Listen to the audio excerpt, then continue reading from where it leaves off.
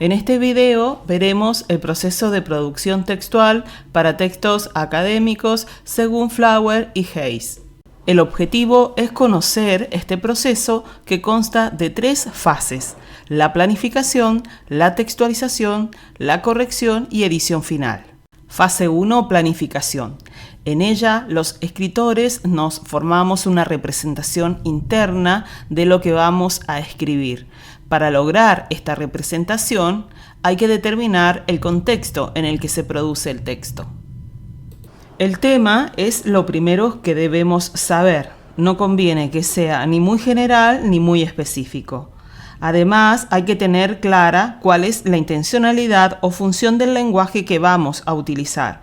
Por ejemplo, informar o convencer. La intención del productor del texto es importante porque todos los elementos estarán relacionados a esa intencionalidad. Hay que tener claro el objetivo de escritura, es decir, para qué se escribe el texto, lo que se quiere lograr. Por ejemplo, en un texto, el objetivo es que el lector comprenda el proceso de realización del vino. En otro texto, el objetivo es hacer ver la necesidad de cumplir con las normas de seguridad en el trabajo. Otro aspecto que hay que planificar es el rol, es decir, que como productor del texto asumimos un papel. Por ejemplo, si vamos a escribir un texto instructivo sobre la producción del vino, el rol será enólogo o técnico agropecuario. Y en todo el texto estará presente esa mirada y con lenguaje de ese tema. Al planificar, debemos tener en cuenta las características del lector modelo del texto. Por ejemplo, qué edad tiene y cuáles son sus conocimientos del tema. En segundo lugar, hay que pensar ideas relacionadas al tema. Nos preguntamos qué queremos escribir sobre él. En esta instancia debemos pensar muchas ideas. Vamos haciendo una lluvia, es decir, que las escribimos todas mezcladas en una lista. No buscamos un orden por ahora. Así nuestro cerebro no se bloquea. Posteriormente, hay que ordenar las ideas, convirtiéndolas en un plan de escritura. Hacemos este orden bien claro para que nuestro objetivo se cumpla. Podemos hacer un ordenador gráfico, como un cuadro sinóptico, mapa mental, diagrama de flujo, etc. El siguiente paso es investigar. Las fuentes de información pueden ser variadas: libros, páginas web, entrevistas, etc. Es necesario evaluarlas para asegurarnos que son confiables. Y si encontramos información que queremos citar luego en el texto, es necesario ficharla ahora para no tener que volver a la fuente. Fase 2. Textualización. Es convertir en un texto borrador todo lo planificado. Al escribir, agregamos la información del tema siguiendo el orden de ideas planificado para lograr coherencia. Además, hay que organizar las ideas en una superestructura y género discursivo, de acuerdo al tema, al objetivo y la intención que hemos pensado. La modalidad discursiva es organizar en partes el contenido del texto. Cada modalidad tiene una estructura específica y recursos lingüísticos propios. Una modalidad puede ser explicativa, argumentativa, narrativa, instructiva o descriptiva. Cada modalidad discursiva posee géneros discursivos particulares, es decir, formatos textuales reconocibles por sus características específicas. Por ejemplo, la modalidad explicativa posee géneros discursivos como el texto de estudio, el artículo de divulgación científica, entre otros.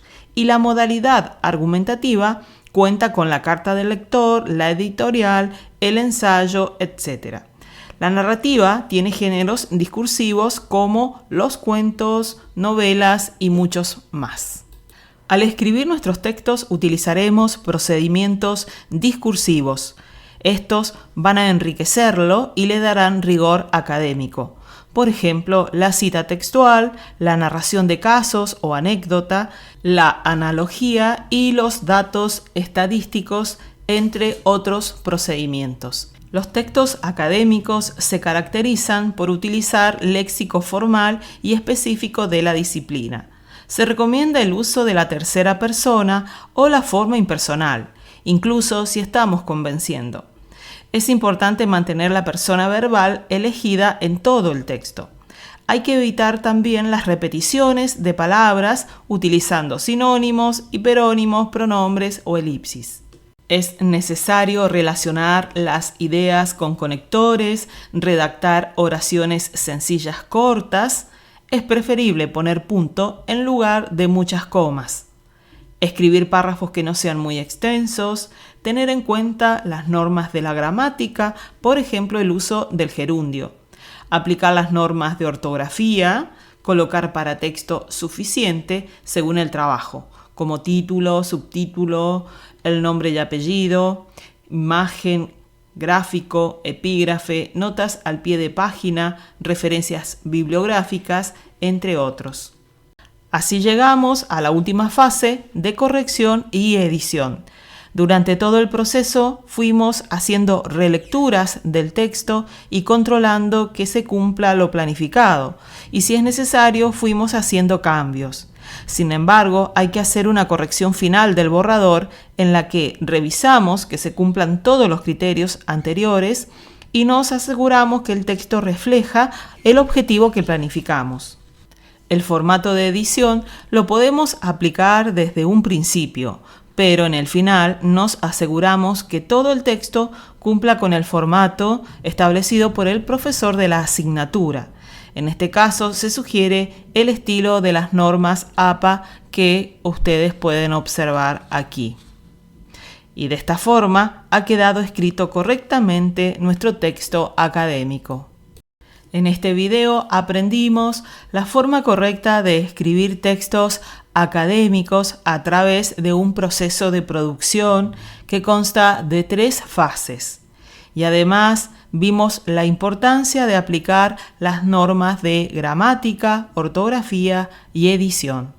Finalmente, te invito a que pienses en qué situaciones del ámbito académico podrías aplicar lo aprendido.